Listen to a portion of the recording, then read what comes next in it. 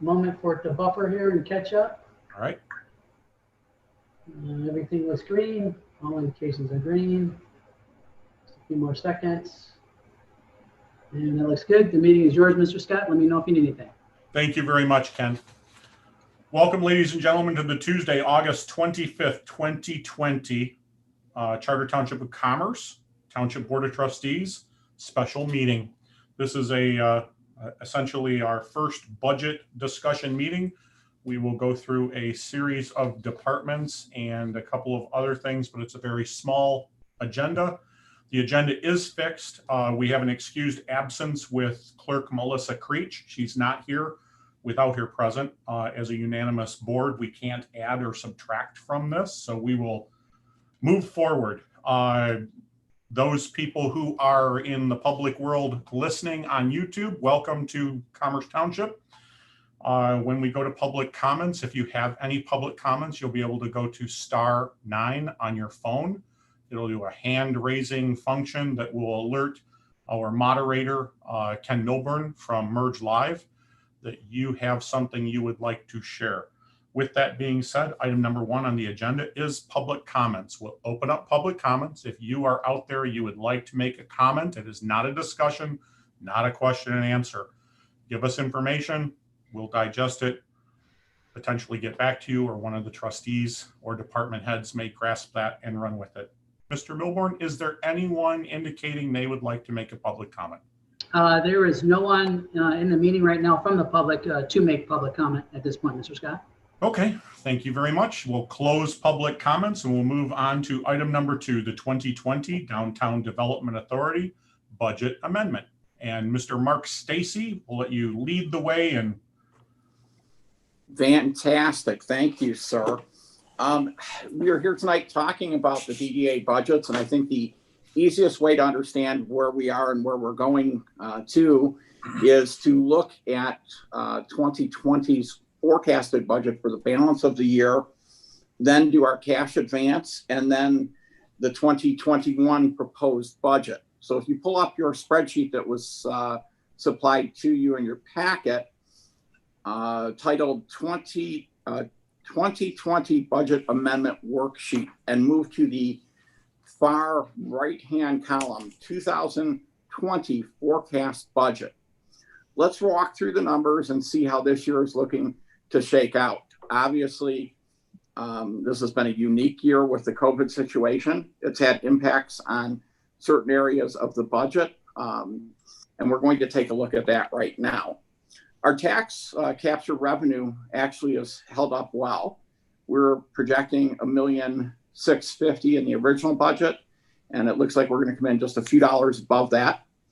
That is based on 2019 winter plus 95% of 2020 summer capture. If you move down, you'll see that interest income is more than we had projected. Interest rates were good for a significant portion of the start of the year. However, they have fallen off considerably and would not be in the same position if we were holding significant cash balances today. You'll see that proceeds from sale of property, we had originally budgeted $1 million. We have brought that down to 0. However, we do have a LOI out for a piece of property on Haggerty Road that is for $500,000 to the Goddard School. It's the property right next to Mars Deli. I will be taking in a purchase offer to my board at the September meeting. It would not close in this calendar year. Obviously, with COVID, I think that everyone knows that it significantly impacted the movement of property. People sat, waited to see what was happening, and then we got a lot of lowball offers, which we weren't interested in. However, this offer came in at the price and terms that we felt comfortable with, so we're going to see if we can make that happen. Mark, just a question. What is the estimated value of the property the DDA has for sale, just on a cumulative basis? So those parcels that are remaining. Probably about 14 million. We have 6.5 million for $6.25 million for the second phase of Bruce's.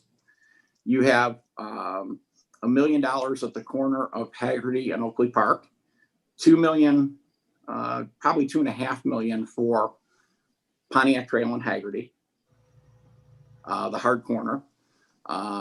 Could be, that one could even be more because that'll be a very last project. We have the parcel that is out in front of Township Hall, $1.5 million to $2 million.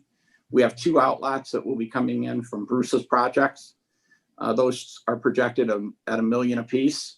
So that's the key components of it.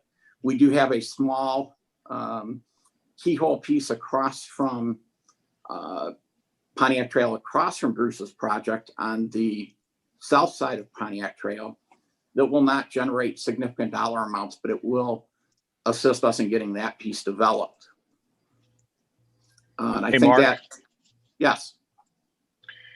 Is the price you're looking at for this property, is this at the pre-COVID pricing? What would we have expected this to go for in February or January? Currently, we haven't seen a significant discount for post-COVID pricing on raw land. We're not seeing movement on raw land as much, but the piece that we're looking at Haggerty Road, we felt that it was worth between 500 and 550,000. And we got her to 500. The 550 would have been a less exciting use.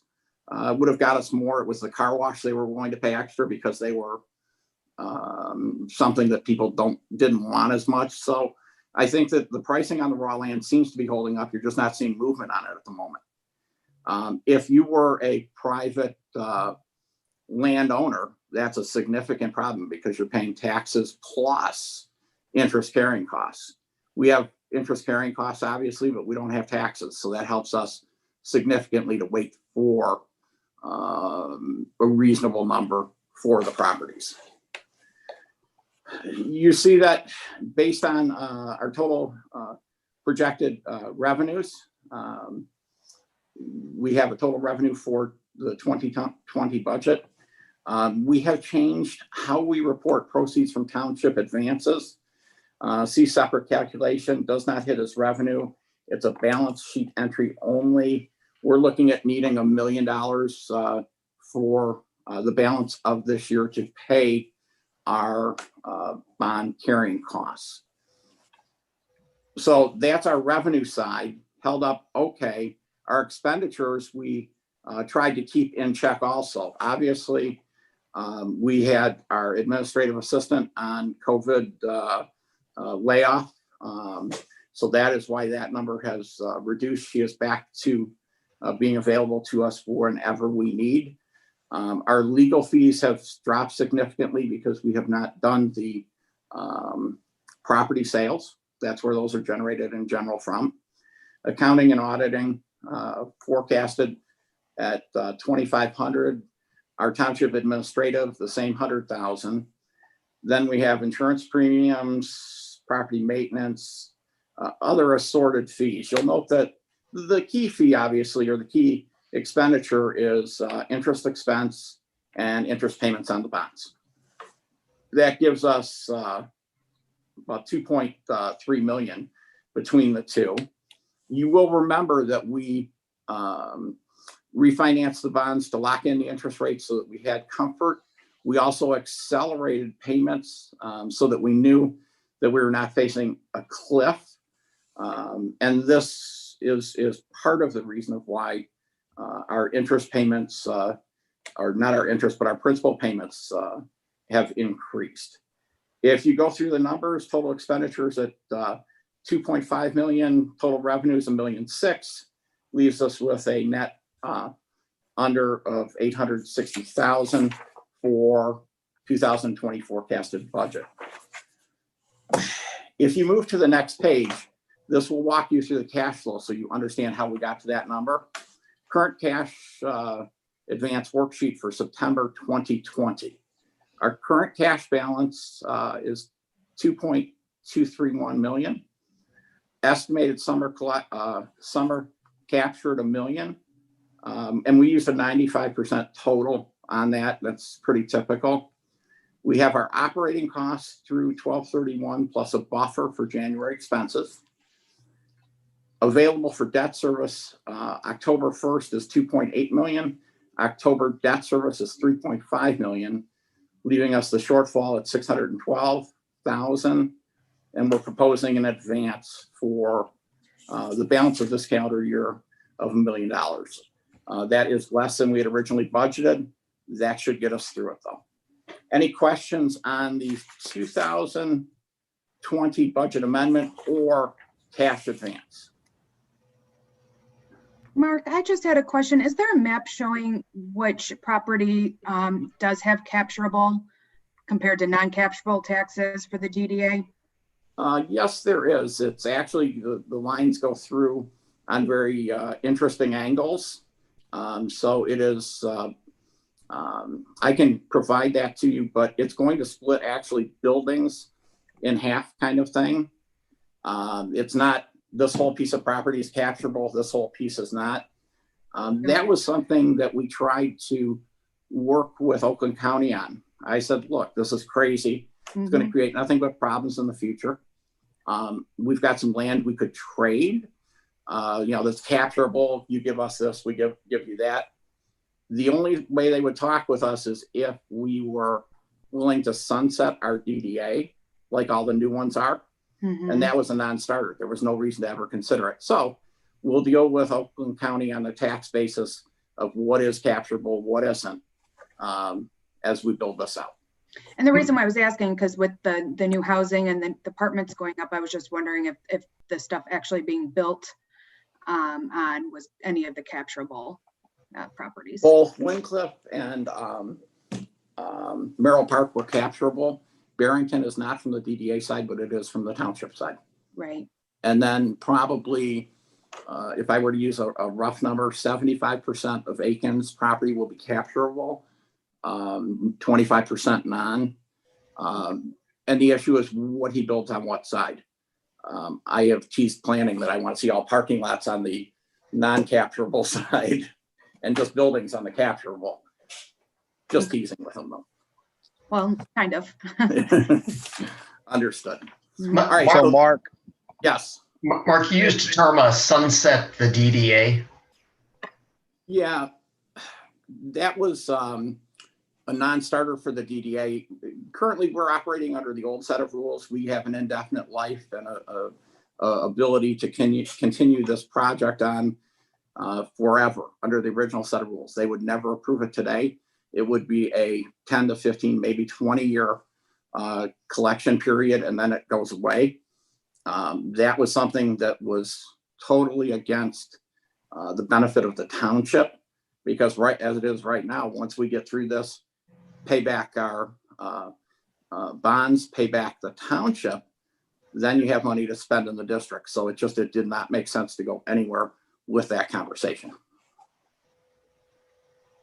Thank you. so Mark, Yes, Bob. in the past, when you had the advances projected in the budget, I understand why we removed it, but it also allowed us to look at what the projected advances are. So if it's not going to be listed, you said it was under budget, so I don't know what we had it in. Where would we find that? It's not on our balance sheet here at all, right? If you go to the 2020 amended budget, Bob, up at the top, you see proceeds from township advance of 2 million. And the auditors So don't want. So you would be putting 1 million in the shaded area for the Okay, 2020 so, budget forecast. and where I was going with this was if we have an idea projected out for the next, don't we have this projected what we think the advances will be for the next 5 years?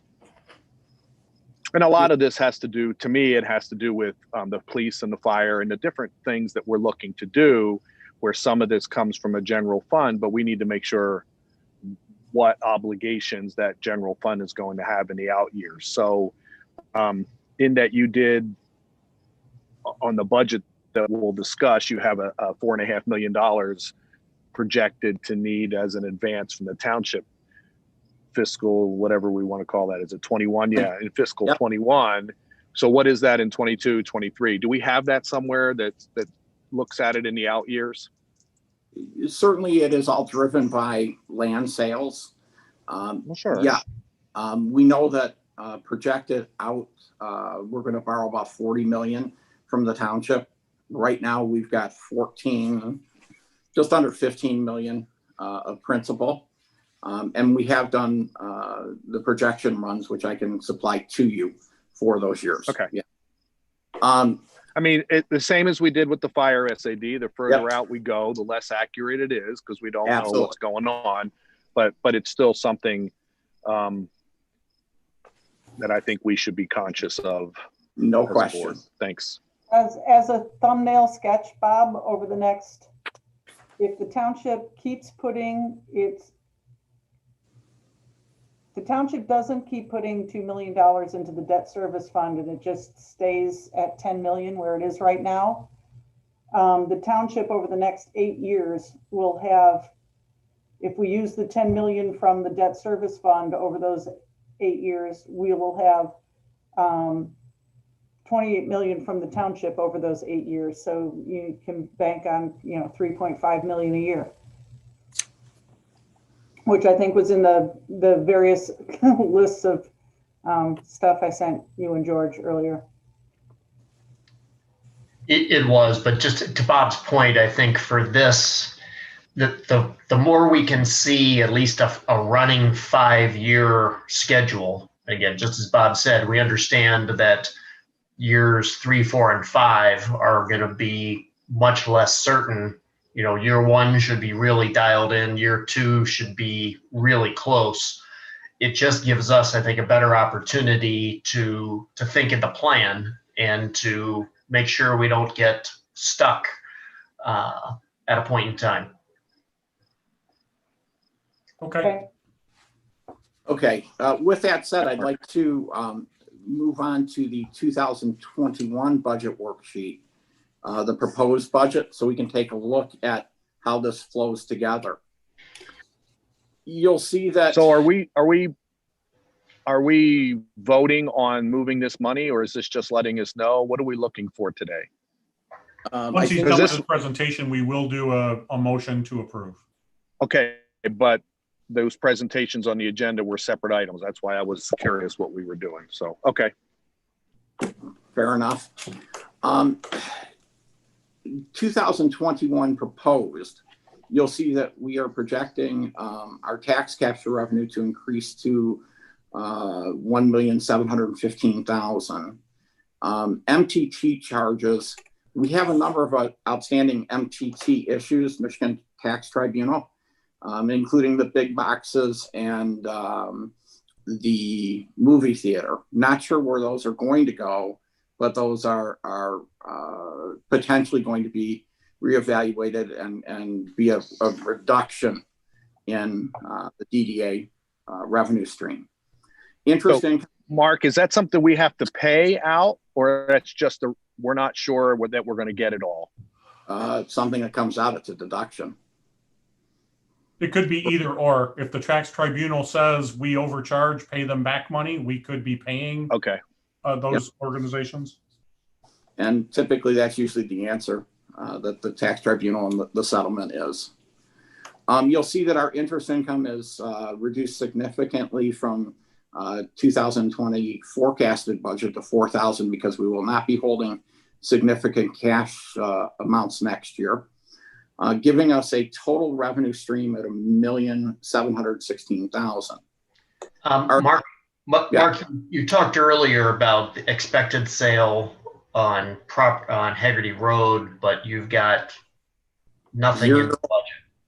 Let's talk about that right now. So we have that just came up literally Monday.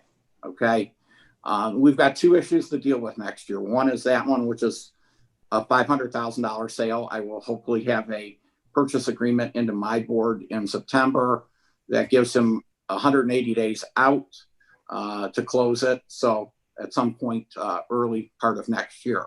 The bigger issue, of course, is Bruce's phase 2 development, which is under contract for $6.25 million.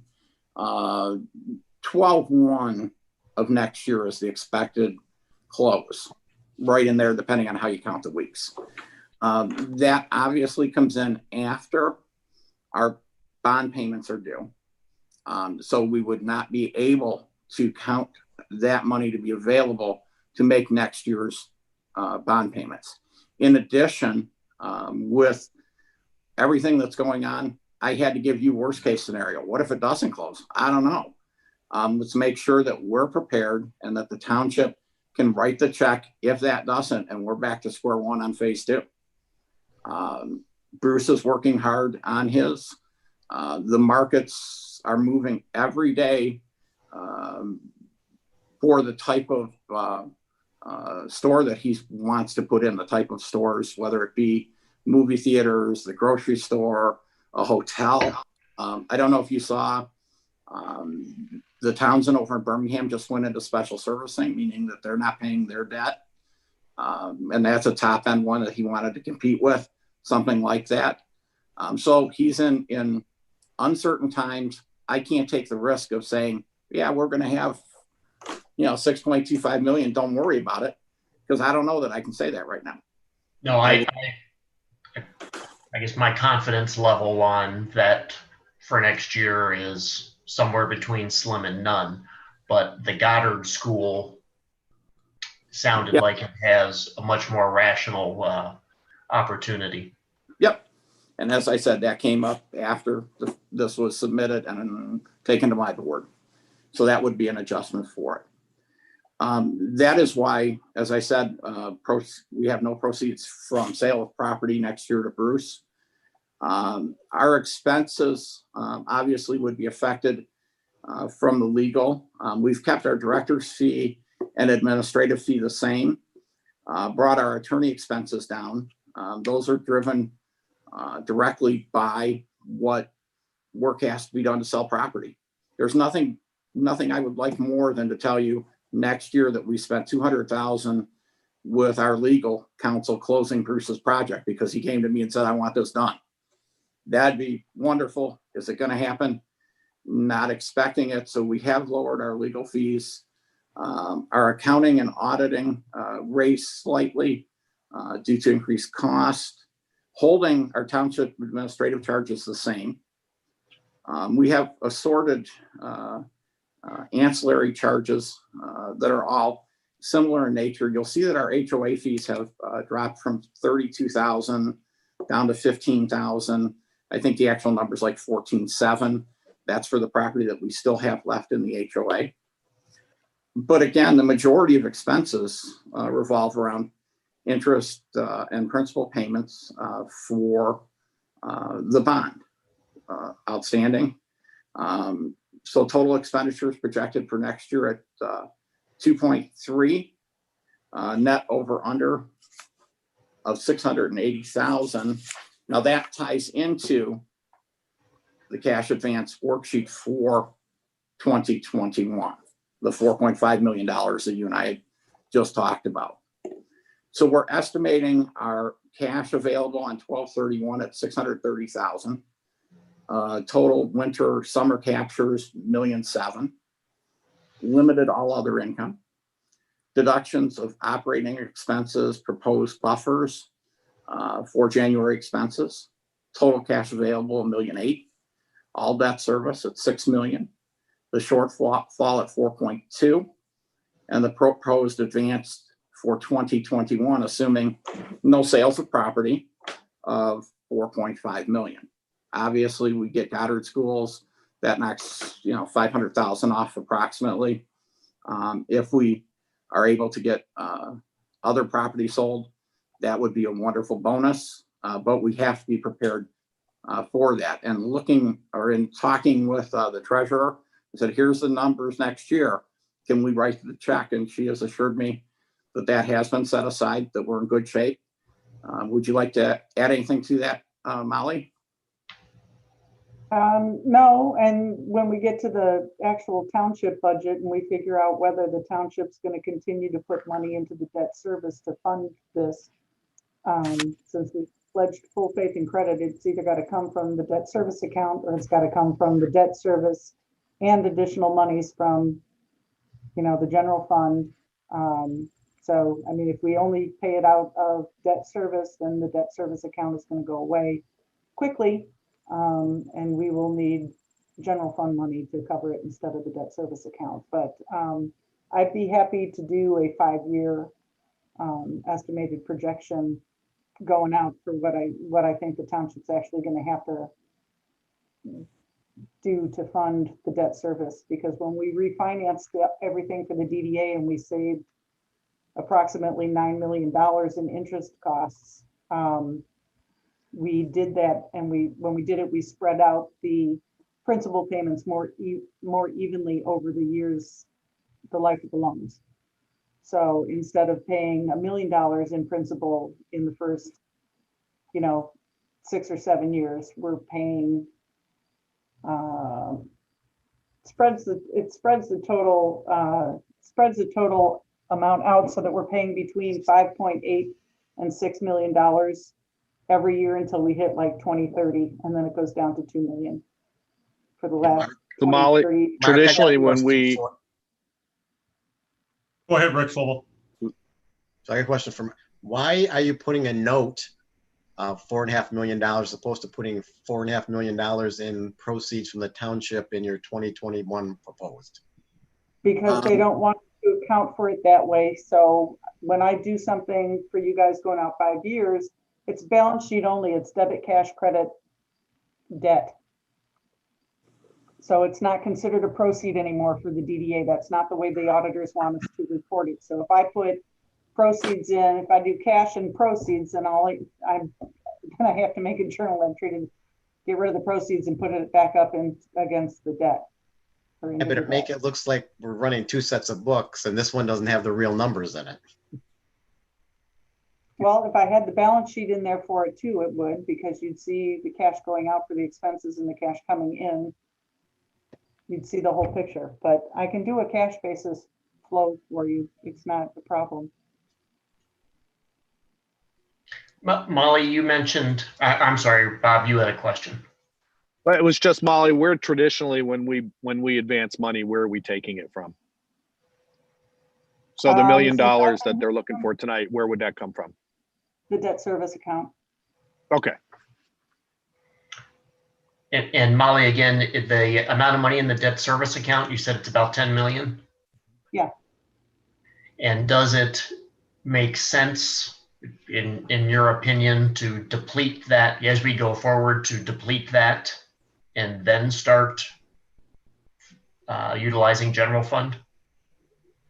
Well, that's one of those things that, like I said, depending on where we go with the general fund budget for this year and ensuing years, we have been transferring $10 million or $2 million into debt service each year.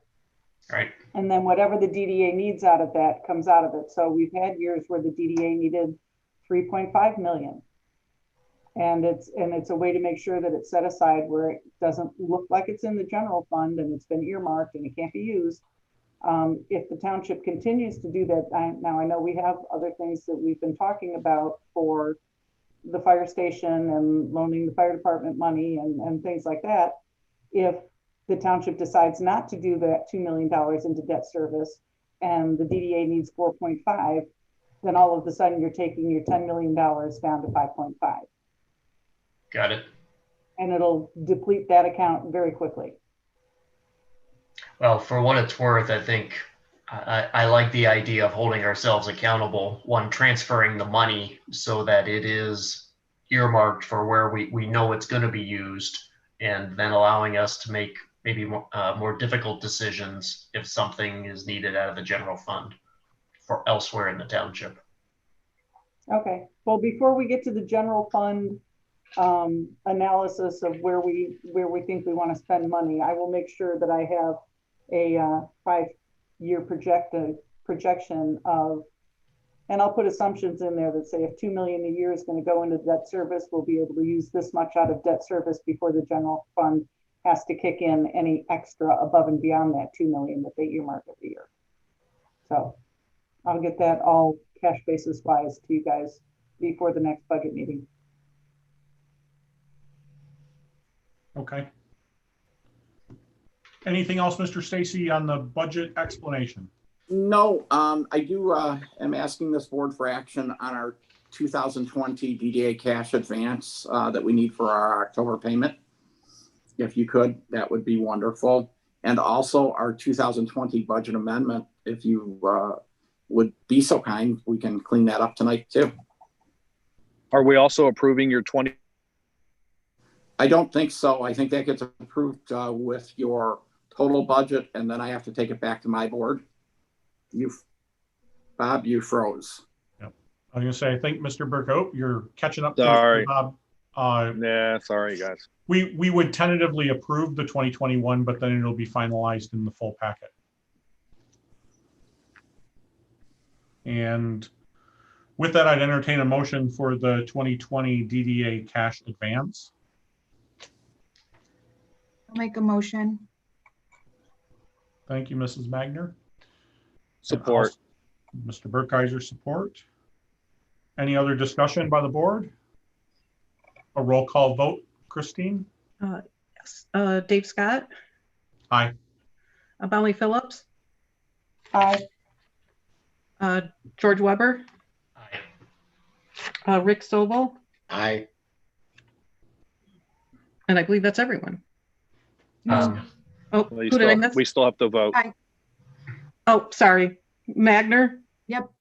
Burkeiser. Aye.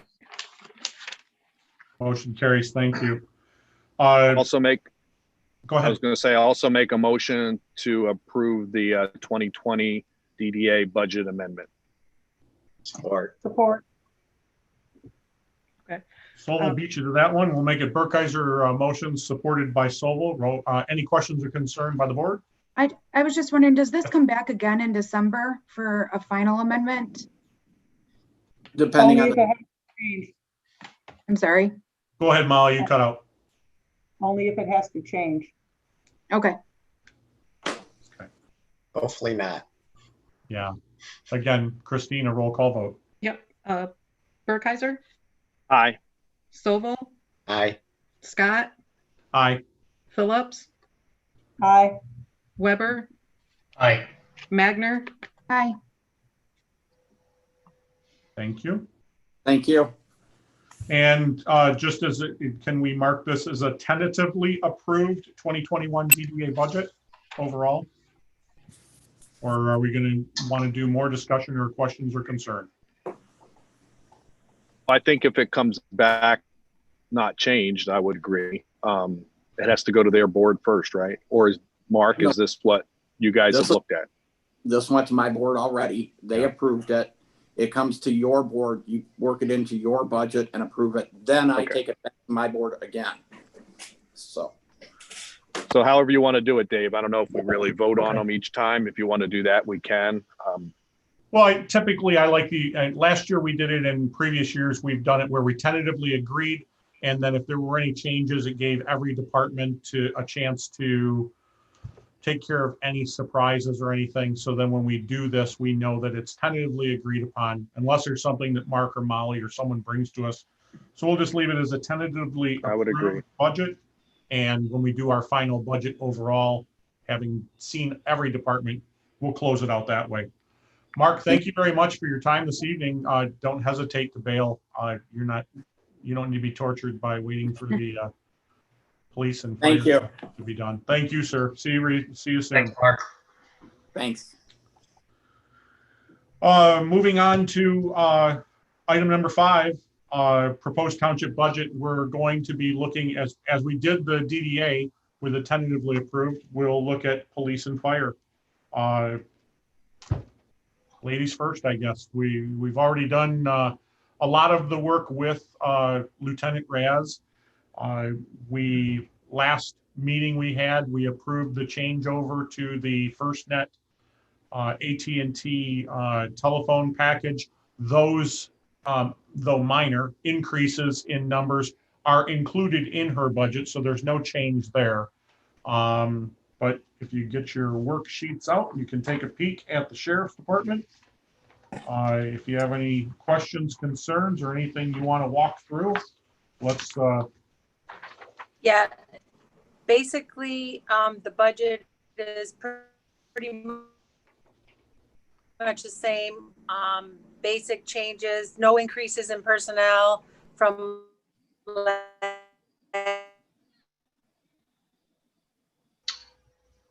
I apologize, Wendy, you seem to be buffering in and out there. So I did hear that no changes in personnel and it's essentially a standard last carryover year. We have increase for a pay raise that is coming, and it's in the contract. from. Increase, as Dave mentioned. And the only other thing was the 208 and getting with the architect for the new building. So Wendy, if I did the math, this is including the funds to plan for the new building. It's about a 6% year-over-year increase without the architectural or the $200,000 to handle the roof and layout of the new building. It's a 2.5% increase.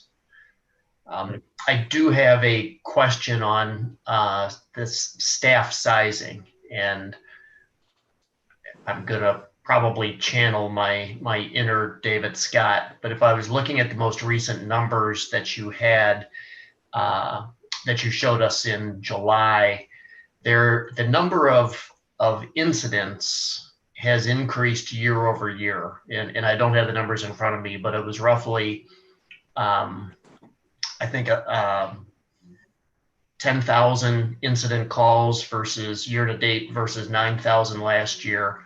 But if I looked at any of the crime metrics, everything has continued to decline dramatically in each of the categories. So I have a 2 or 3 part question here. If all the significant crime categories are decreasing significantly, I'm interested in what is this large increase in something that generically called incidents. And also if I'm looking at traffic citations or warnings, it's roughly 2 a day, which is dramatically down from last year.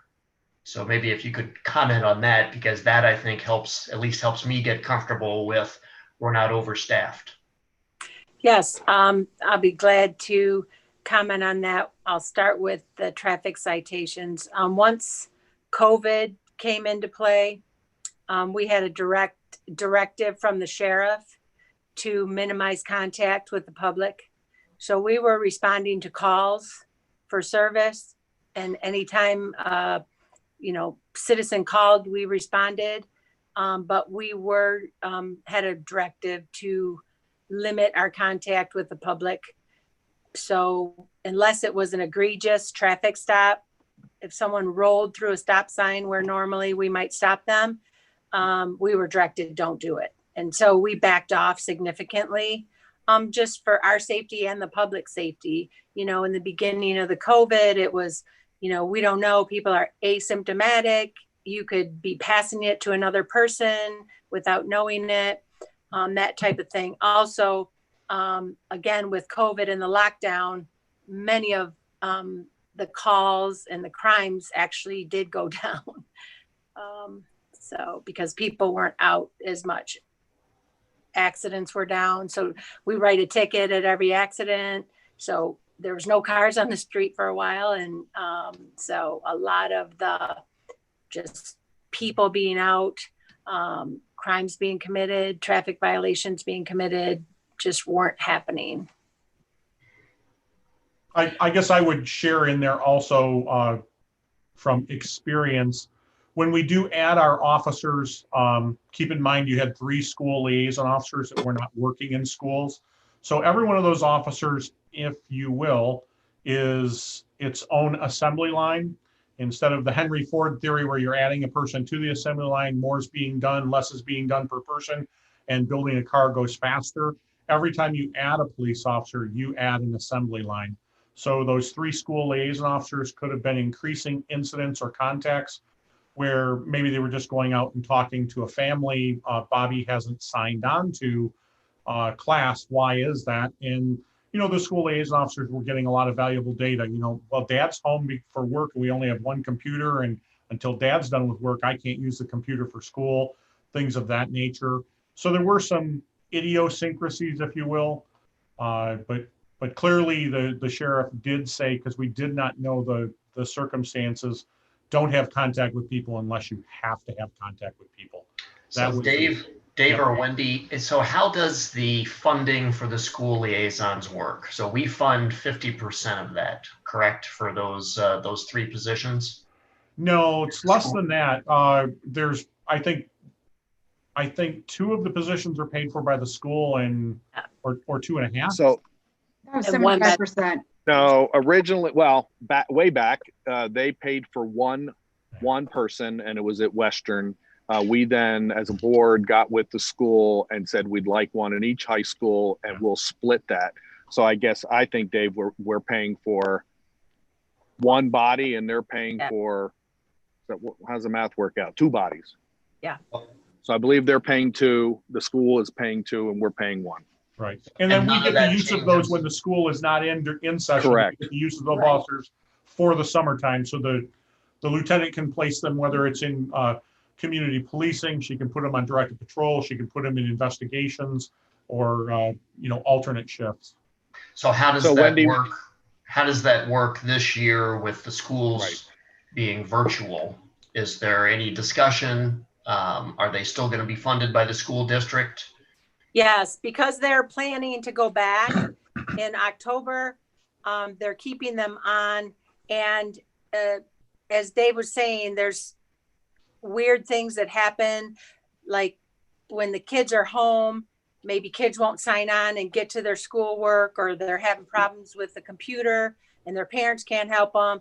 They'll ask us to send deputies to the house, one, to check the welfare. Is everything okay in the home?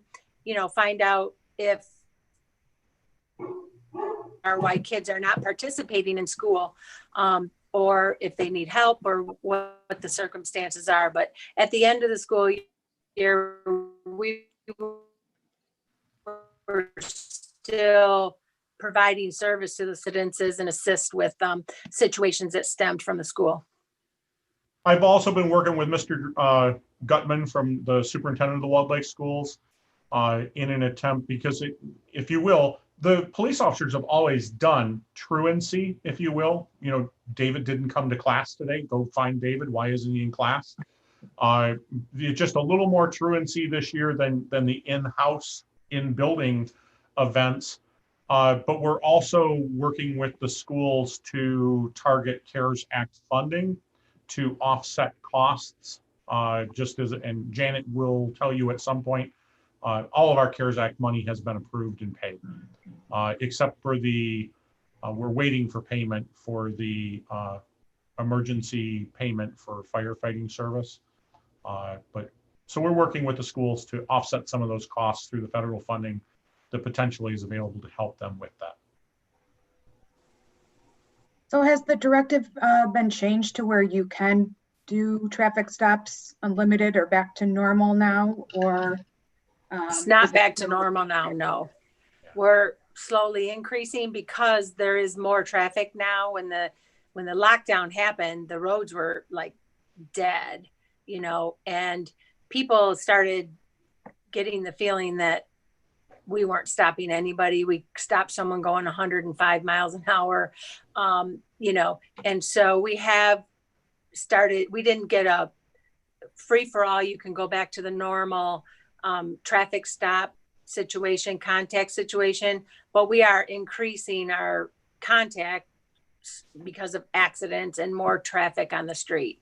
If someone's out there doing something dangerous or, really breaking the law, we're stopping them. I think across the county, having worked with all the other township supervisors, you will see, I would say 75% of the other communities in Oakland County have increased enforcement, but they still are encountering situations where they stop a suspected drunk driver, and to avoid contact, avoid exposure, they're treating them as reckless drivers, while under the influence, writing a ticket for reckless driving, taking their car and sending them home in different communities. So they're still not doing the incarceration or detention for 6 to 12 hours for sobriety. So they've made some amendments across the county to still deal with problems, but again, reduce exposure, not taking them to the county jail where they're housed in a cattle call corral, exposing more staff, things like that.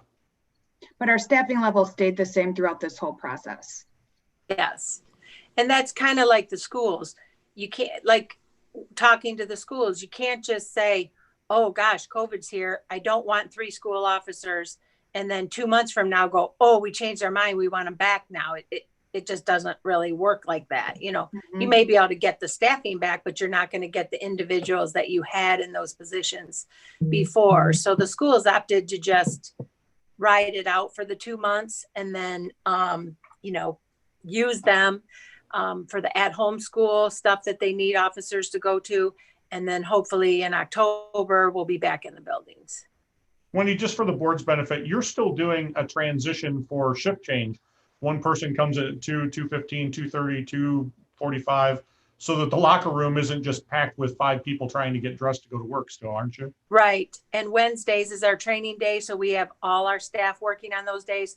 And so what we do is stagger the start times and stop times so that we don't have, you know, 9 people in the locker room at one time. We have hand sanitizer. We're taking our temperature every day we come in, you know, using all the protocols, wearing masks anytime we come in contact with the public, those kind of things.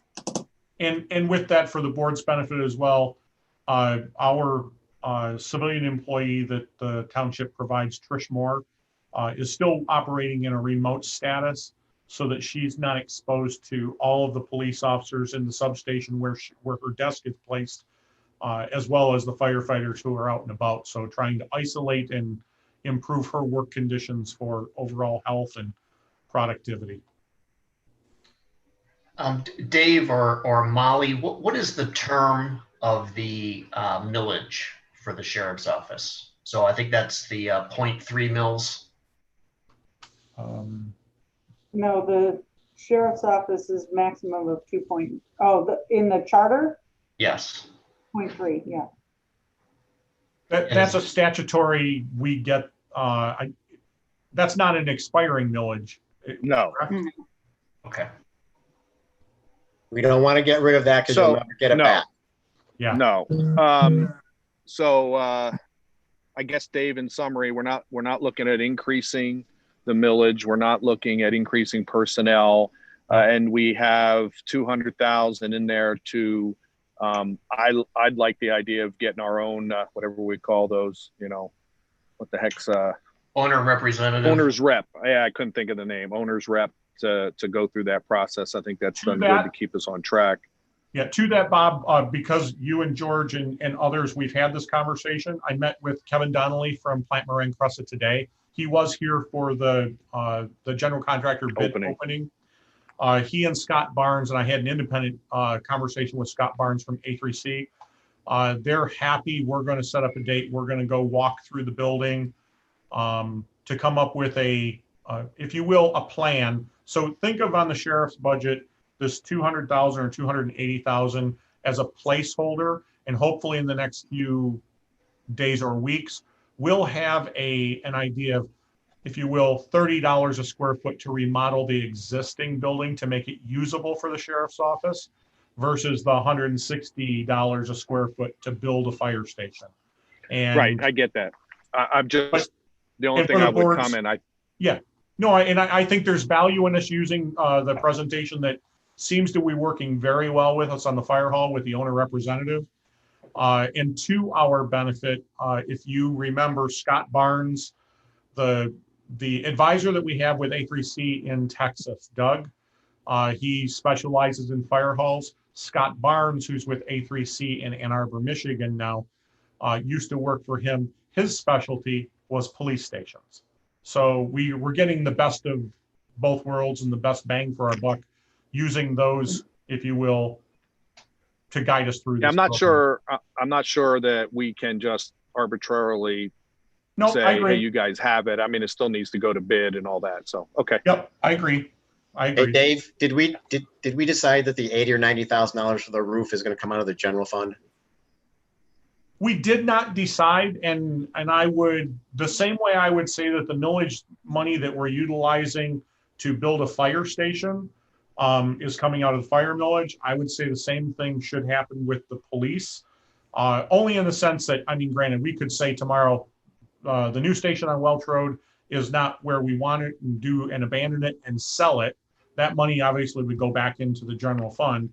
If this building became unusable, it would go back into the general fund, but we could earmark any funds that we use for remodeling back to the SAD or anything of that nature. We just know it's an My only concern or $80,000. Well, my concern right now is this building is not being used at all for police services. So it doesn't seem right to me to consider using any of the money to repair the roof of the police SAD when we're not using it for that purpose. I'm not saying we wouldn't use in the future, but there's a chance that maybe it won't. But I'm more, since we bought it with general fund money, to me right now, any repairs, maintenance should be out of the general fund until we decide what's going to happen with that building. That's just That's certainly open for discussion. I just want I would have a placeholder. That's certainly that's open. fine. I think for budget purposes, that's fine. Dave or Rick, I would, if we're really moving towards a police station, I would disagree. I say we should be able to do it. Maybe the attorneys can tell us if there's an issue because it's not staffed. But I guess it depends anyway, what we're going to do the roof. Are we going to do it this year or next year? Yeah. Right. How immediate is the need of the roof? I kind of have the impression that it was. I thought it was done. No. It was not done. When we went through the process of buying the property, we presented to the seller the need for a roof, and he agreed and reduced $40,000 in the purchase price so that, if you will, he gave us a credit knowing a roof was going to be needed. The idea that I have moved forward with is we know we're going to remodel the building, and we'll have some idea what the occupants of that building would be, where right now it's kind of a patchwork quilt. One organization has its own heating, cooling, cable, and communications. And once we do a new roof, it'll be to support the services we need. So we won't be poking holes in the balloon all over the place like it is right now. But the roof is not critical at this moment. We have time to. We had it professionally evaluated. We know it's going to be needed, but it's not leaking, knock on wood, and it is not a critical, got to be done by Thursday. Okay. Yep. Okay. So essentially, I guess I'm asking, do you believe that we have the ability to tentatively approve the sheriff's department budget with the caveat that, you know, any modifications to the building is essentially a placeholder? We'll have some more definitive numbers that we can then decide, do we want it to go to the general fund? Do we want it to, you know, stay in this budget? But just for our knowledge, I believe we're at a tentatively approved position. So are the narcotic proceeds for 21, are they still doing that through net and everything, Dave? Yeah, we do get a piece of the pie, you know, and it's roughly $35,000 a year, forfeiture proceeds. Those forfeitures have changed dramatically because marijuana is legal in the state of Michigan. Decades ago, it was dramatically different. It was dramatically higher. Now we are seeing, and I think we'll see some changes. We're going to have a new county prosecutor. So the format of how it's been done before, but currently, and sadly in my eyes, if the sheriff's department stops a person, they got a kilo of cocaine, they got a brick of heroin, and they have 1,000 pounds of marijuana, and you're only allowed to have 2 ounces legally, the prosecutor's office is not doing anything with the marijuana at all. Regardless, they have taken the attitude, and they're the attorneys. I'm not one, never played one on TV. But they've taken the attitude that any quantity of marijuana, regardless of what the state statute is a civil infraction. So our numbers. So have we received any money? I noticed in the budget thing given to us through July, is it something that comes as a lump sum? I can't remember. Annually, Yes. it comes in. Okay. So based on the fact that we're not increasing any SAD expenses to the residents. We're not increasing any personnel, and net of the building expenses, cost increase are roughly 2.5%, which is in line with the contract for pay raises. Yep. I'm okay with moving forward as a tentative. Okay. I agree. Thank you. That's what I'm going for. And we'll be able to approve this at a, in total at a later date with better numbers and definitive. But at this point in time, Wendy, you win. You get to go enjoy your family and have a great night. Thank you very much for your time. Thank and you. attention. Appreciate it. All right. Chief James Dundas. That's me. That's you. Welcome. Appreciate everything you're doing. I know you guys have had some busy times with the fire at Addington. We've had some, you've just been busy. It is what it is. So we only have 3 fires at Addington, right? We haven't had a 4th? Well, it's really just one fire, George, and I appreciate the comment. You know, it's not unusual for a what we call a defensive fire to have a rekindle on it. Firemen don't like me saying rekindle either. That's something that's embarrassing to them. However, when the building's dangerous to go in, it's hard to get to the seat of the fire, and that's why we went back there a couple of times. Now, to be honest with you, the 3rd time we went back, it was just a little bit of smoke, and it wasn't a huge fire. So I'm just trying to set a tone for the rest of the discussion, Chief. I do believe that the fire is out, and you know, honestly, our guys that were there did a good job on that. The construction people were in it. They had about 6 trucks there today inside it. So they're, whatever they're doing, I'm not sure, but they were inside. Yeah, they're in the process of repairing those and units and getting those people back on their feet, and that's moving pretty fast over there for them, I think. All right. Well, unfortunately, and I applaud Mr. Burkheiser, Mr. Weber, Mr. Sobel, all of us that have taken part in you know, going over with a fine tooth comb the SAD and everything that really is the foundation for the chief's budget here. But where are we at and what are we doing, Jim? Okay, so I did send you guys a couple of extra documents with the my proposed budget for next year. I'd like to just talk about a couple of the notes in detail real quick and then circle back around to specifically talk about some options for Engine 3 at the end, if you wouldn't mind. Please. Indulging me with that. You know, of course, as we discussed at the last meeting, I'm asking the board to set the millage rate for 21 for the SAD to 2.4. The number that's on the spreadsheet is a conservative number. It's the same conservative number that we used on the SAD spreadsheet as well.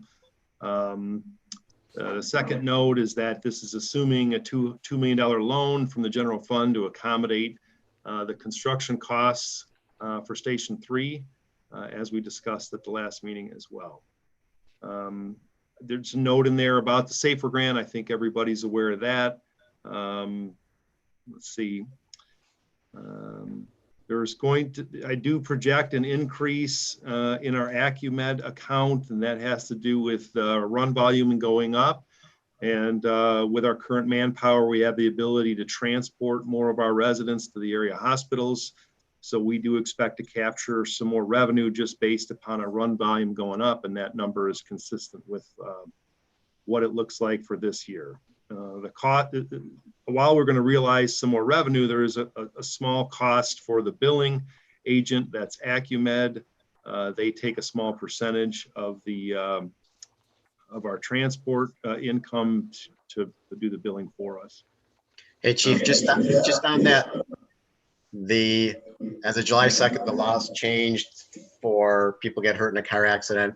Over the next 12 months, by July of next year, you may see those revenues actually go down because there will be a fee schedule put in place where there hasn't been in the past. Well, and if that's true, we'll have to adjust things at that point.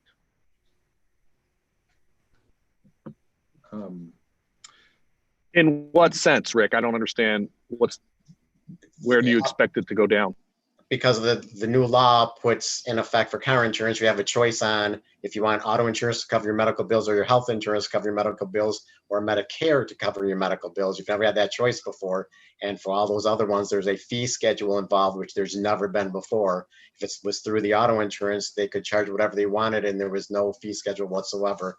By July 1st of next year, every type of Medicare, Medicaid, private insurance, and health or auto insurance and health insurance, all of those will have a fee schedule in place, which will now have a specific amount for ambulance charges. Okay. Because health insurance, at least my health insurance, has a specific charge. So some Correct. of them already have things in place. Are they going to have all the same one? Is that Depends what you're what saying? you choose. Each person gets to choose which system they want to be on. Okay. So if you choose health insurance for your auto, you have an auto accident, then whatever your health insurance pays for ambulances, that's what's going to get paid. So there's some speculation that where they would send my insurance company a bill for $450. My insurance agent would call up and say, it was 0.2 of a mile to Huron Valley Hospital and blah blah blah blah blah, and the company would just settle for $150 or something less. The fee schedule is going to get them a solid 110. And so instead of one person paying 500, one getting 600, one getting 150, a totally uninsured party, they just wipe it clean. There's no money to collect, stuff like that. There'll be some changes, but yeah, they won't be big.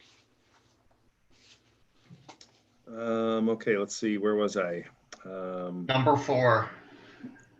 Communications systems, we're going to have a small increase in line 852. That's because we're using some software programs that will help us be more efficient.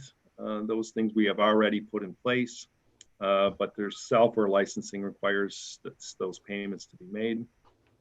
I'm asking for a small increase in the equipment account to account for putting new equipment on Medic 3, which we don't have yet. Our dispatch costs go up slightly based upon run volume. That is also something that's contractual. We have a contract with Oakland County to do our dispatching. And then in line 970, the capital outlay account, the majority of that represents the purchase of a new ambulance for new Station 3 once it's open. We are on track with the build of the new station to be within the $5.5 million budget, including some contingency money in there. Let's see. If there's any questions or any of that, I'd like to circle back and talk a little bit about replacing engine 3. I guess I just got a quick question when it comes to equipment. Have you considered, or is there a reason you have not considered putting cameras in the trucks or anything of that nature? Certainly like to do it, Dave. I just wanted to tighten the budget as much as I could in that area. I get it. And the fire trucks are very different from the police cars. Your truck could be hundreds of feet away from wherever you are working on a scene in Addington or anywhere else, and we'll have a limited capture, but more so for while en route to a fire, medical emergency, or call for service, the cameras do provide some clarity, if you will.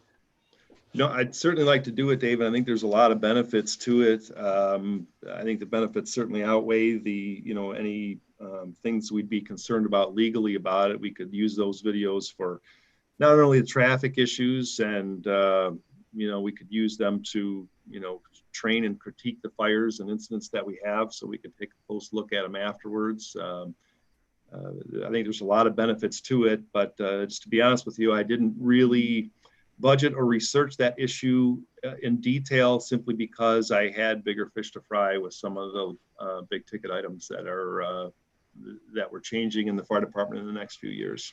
Okay.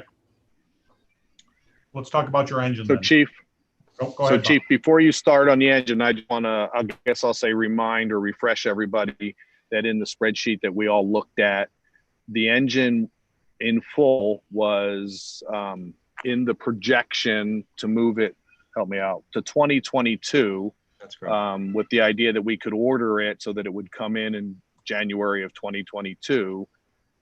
So that was already in the projected model, and I know, so I'll use that as the handing off point for you, Chief, to tell us some of the other stuff you found.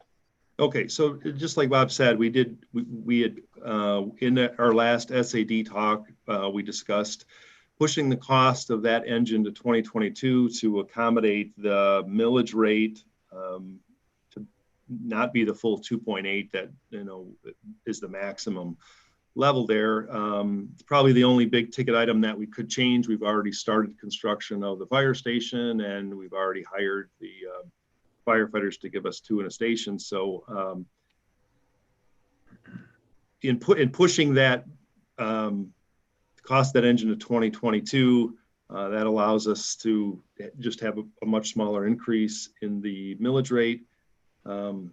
What I'd like to propose to the board is that we consider another option, which is to look at financing that piece of equipment. And what that would do would be, it would allow me to order the engine now to have it in play in 2021. And then we could still push those payments off to 2022. We could finance it over several years, which would also help me flatten those equipment costs and spread them out a little bit. It could help us with the millage rate in 2022 as well, going forward. I did provide a worksheet from a company called Community Leasing Partners, which is a division of First National Bank. They gave me some preliminary numbers on what financing that vehicle would mean, and it seemed like a relatively good interest rate with a 2.69 on a 5-year deal, which is what I would propose to the board. We could certainly do it shorter. We could do it longer as well.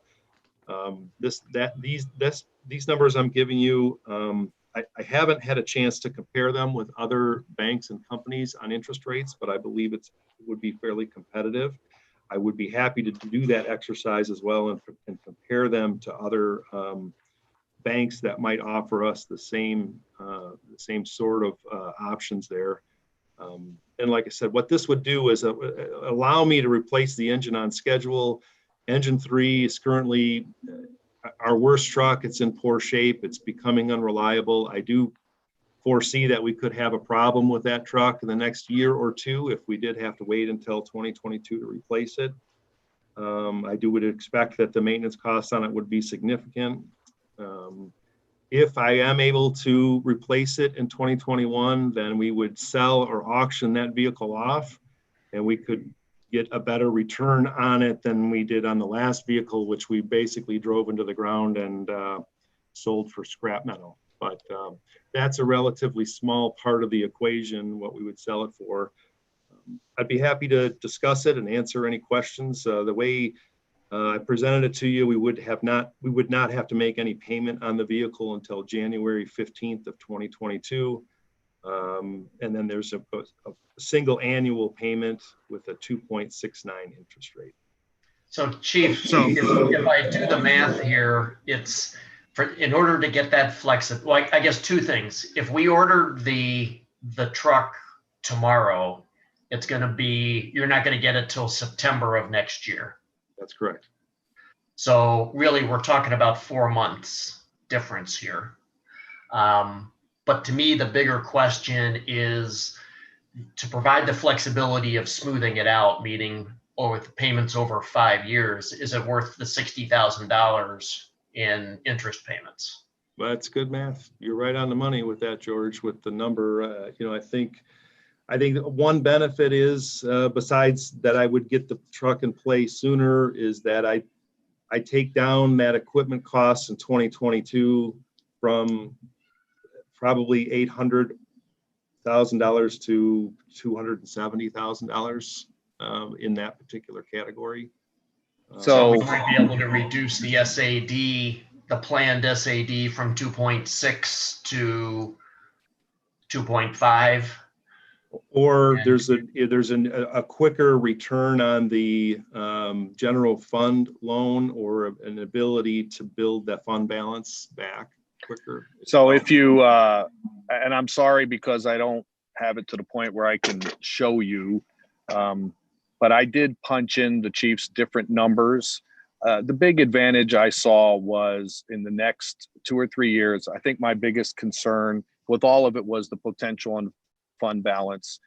We're still going to be tight next year's fund balance. It does increase that a little bit because we were pushing it anyway. So that really didn't change. It's about 350,000.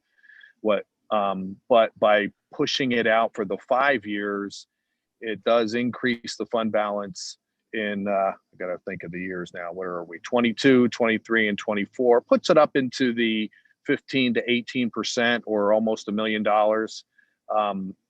Once we start paying back the general fund, the fund balance then goes down, but it's still at 500,000 or 200,000, where a couple of them were about 20,000. Again, keep in mind, the further out we get, the less accurate that is, because we're using very conservative numbers, not taking into account any of the increases, any of that type stuff. Chief, I honestly don't have a problem either way. I don't really think 3 months is going to make a difference whether you ordered it tomorrow or you ordered it Thanksgiving Day. It's still going to be here. But it does. The only benefit I see is it flattens it out. Now, is that worth $60,000? That's up to you guys. Well, if I order it that's my without a question. financing option, I have to have a down payment as well. So that's something that's currently So not. what's the minimum down payment? Roughly. Well, I mean, 600,000. I could find those options as well. I could probably come up with something less. I might even be able to get a zero down with them. Typically, when you buy a fire truck, the more you put down, they will give you some discounts on those things. In the past, we've put a significant amount of money down on the front end so that we could realize some of those discounts on the manufacturing. Molly, what's your opinion on the financing versus lump sum in January of 2022?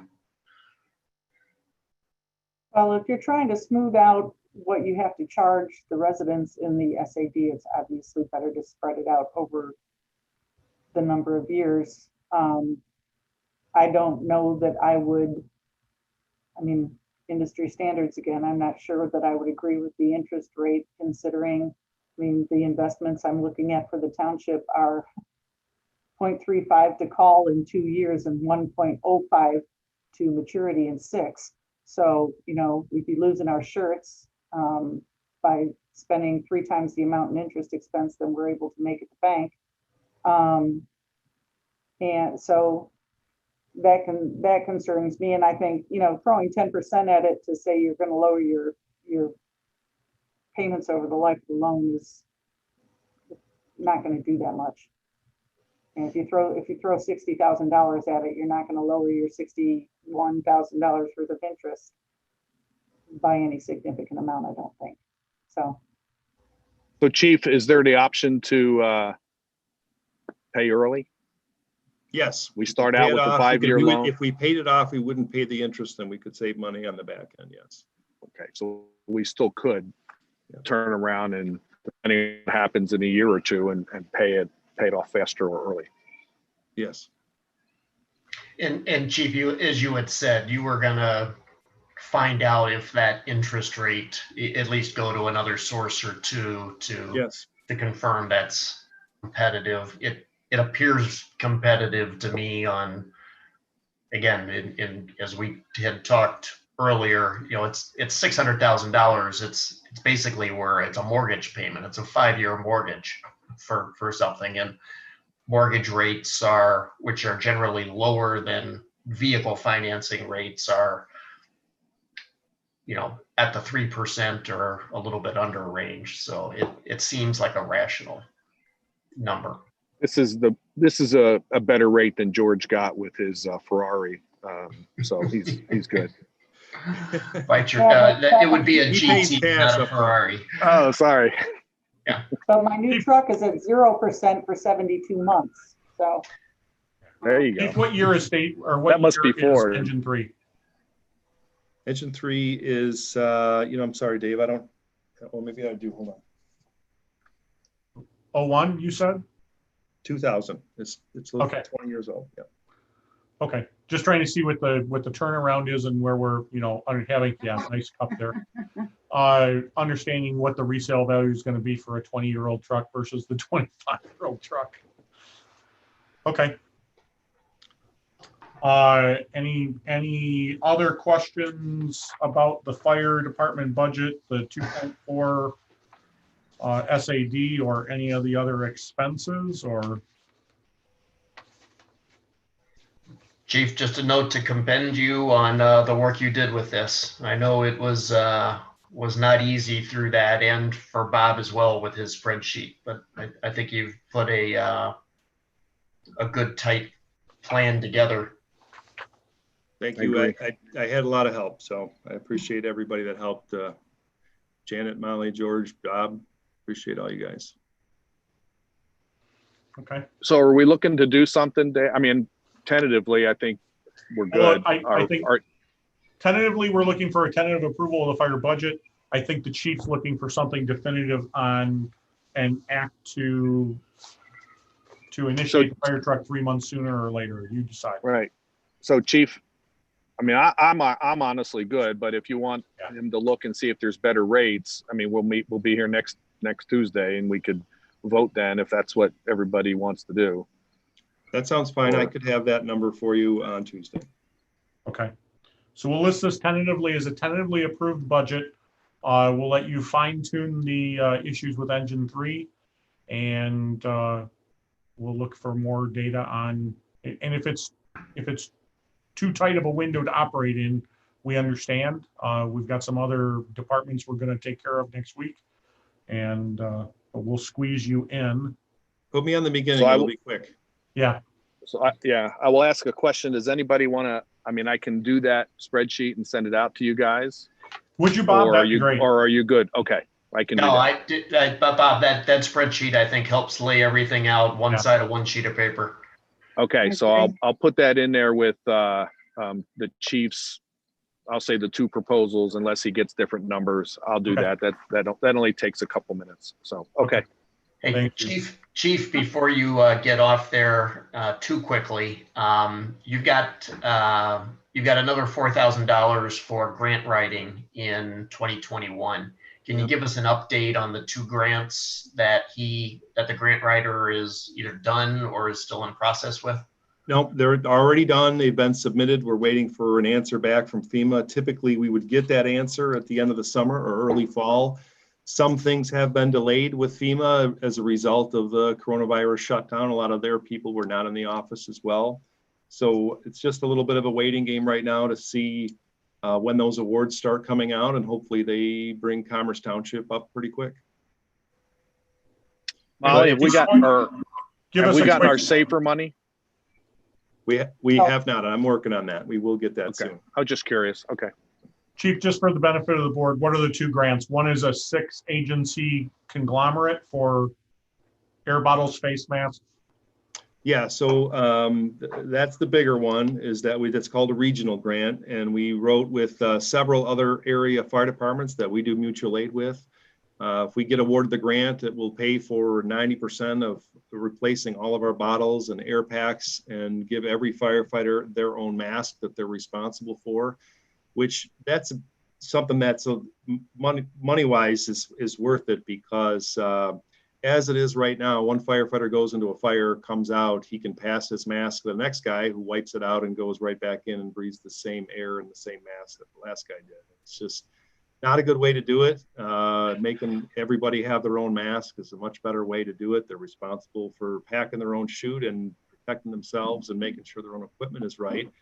And it also has the additional benefit of being a regional grant, is it puts all of our mutual aid brothers and sisters on the same page as us. If we had to go help them in a fire, they would have the same equipment that we would. We could refill each other's bottles, and there's a lot of benefit to that as well. So that's the big one. That's the more expensive grant. The second grant had to do with reducing the risk of cancer in the fire stations. So we've got washing and drying equipment for all the turnout gear in all the fire stations. This will have if we get awarded that grant, would have an additional benefit of taking some money off of some equipment that we've designed into the new fire station as well. So that would be certainly bring us to where a firefighter could wash used turnout gear at any fire station and be able to dry it right away, and a lot more sanitary, keep those carcinogens out of their cars and their workplace. Perfect. Thank you. And you also, thank you for your time. Thank you for your hard work. I hope there's enough paper towel in your house to sop up all of the tears, since both of your kids are gone to college and you are empty nesters now. It's been emotional the last couple of weeks. Yes. Yeah. You'll get through it. Don't worry. Yeah. Okay. Thank you very much. I appreciate it. With that, we come to the end of our meeting. We'll try to continue on in this format. We'll get a condensed number of department heads in, with you getting the documentation in advance, and we'll try and get through this as quickly as possible so that we can have the finalized budget in place, ready to go. I'm glad to see that we have a candidate who has been listening in on this session, so someone's at least doing their homework in a timely fashion. So with that, So, motion to adjourn. I have hold on, can I ask a request of Janet? So the spreadsheets that you're sending out, so first of all, thank you for that. But it may be helpful if it's just a simple, I'm assuming it's in a simple Excel formula. If there's a column over to the right where it's just plus or minus, the 2021 request by line item is plus or minus from previous year. So just something to highlight if there's any large savings, hopefully, or any large increases. It helps us just identify those quicker. I can do that. Yeah, and because the current spreadsheet, and I have it circled on the Chiefs, but he's got that $2 million in there, but it never added to the 7.8 million. Doesn't look like it's totals. I think in each thing, it's just the numbers, and it's not, that revenue is not totaling on the spreadsheet. I think it was just dumped out as the number. You understand what I'm saying? Yeah. Janet? I see. Okay. Okay, I'll check it's that not out. a big deal. I knew what the numbers were, but I did, I don't think the spreadsheet that you're sending us, when you dump it to the spreadsheet, if that's the right way to put it, export it, I don't think it's dumping. I think it's just filling the columns. It's not doing the math. So that's Okay. a minor change on each one, but I'll check it out. But I like it in the spreadsheet. Yeah, I do too. It makes it easier to look at the percent increase if we want to. Okay. And I like the forecasted through whatever column. Yeah, So, the forecasted number is great because some of these expenses, and I'm sharing with some of the other departments, they're seasonal. So it looks like we haven't spent any money through June or July, and it's all going to come later in the year. So just knowing that's also a help. Okay. I also read, just maybe for everybody, last night that and I'm not sure which organization it was, but basically the financial forecast for the state of Michigan, where in May they had forecast a $3 billion deficit. They're now saying that it looks more like it's going to be a $1.4 billion deficit. But there were some pretty serious caveats in there. So they had talked about sales tax has actually held itself, or actually, was much, much better than expected, because people were getting stimulus money and they were at home on Amazon buying stuff. Mm-hmm. So the state sales tax increased. Countering that, though, was a stat that said once this stimulus money starts waning out, we might have a bigger hole in Michigan than a lot of other states, meaning 1 in 4 people were unemployed in Michigan, and the national average was 1 in 8 were unemployed. So our present unemployment is twice as bad as the average. Mm-hmm. So that bodes towards sometime in 2021, maybe a tougher road to hoe, which is kind of just maybe a backdrop, and I'll get off my soapbox of saying we really do need to be conservative in 2021 and probably going into 2022. Remember to get out there and take back your bottles and cans because they're saying there's over $8 million in unclaimed revenue from returnables. So I just, George, I just got the numbers from the state unemployment. We went from 14 point something down to 8.7. So the numbers just came from us. We're down. We took a significant drop. Our unemployment came down to 8.7. They weren't expecting to come down that fast. Wow. Okay. Well, I know out here, there's jobs all over the place posted. So I think as that stimulus money depletes a little bit, people are going to realize maybe I will go back to work. So we were paying them to stay home. So hopefully that. Well, the reality is the that'll even unemployment out list is a fake number in the sense that everybody was told to stay home by the government and they. Right. So we'll get back to true numbers and true everything. But with that, we'll need a motion to adjourn the meeting. Motion to adjourn. Support. 7:25. Motion by Weber, supported by Burkheiser. Ms. Dennis, your roll call vote. Weber, Aye. Burkheiser, Aye. Scott, Aye. Phillips, Aye. Sobel, Aye. Magner. Aye. It's unanimous. So Thank you real all. quick, real quick, I don't have on my calendar that we have a meeting next week because it's the day after wait. Labor Day. July 1st or September 1st, we don't. Okay, I just wanted to be clear. My So mistake, can we then. clarify then the next date that is on the 8th, which is our normal Seven, Regular meeting, right? 7 That's o'clock. our regular meeting. Okay, I just didn't want cheap dentists to show up. I'm sorry. No, you're good. Gotcha. And I would just ask all of you before we depart, just as a reminder, nothing for the agenda or anything, but September 19th is our Household Hazardous Waste Day.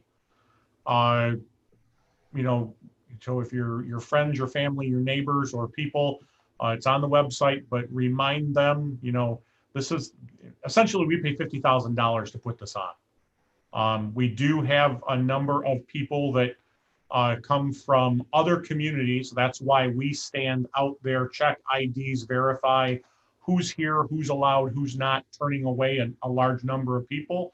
But we bring in, we capture 1,000 gallons of oil, accelerants, kerosene, diesel fuels. Did we notify the public in some fashion? We talked about sending it out with taxes. Okay, I just don't remember seeing the date anywhere.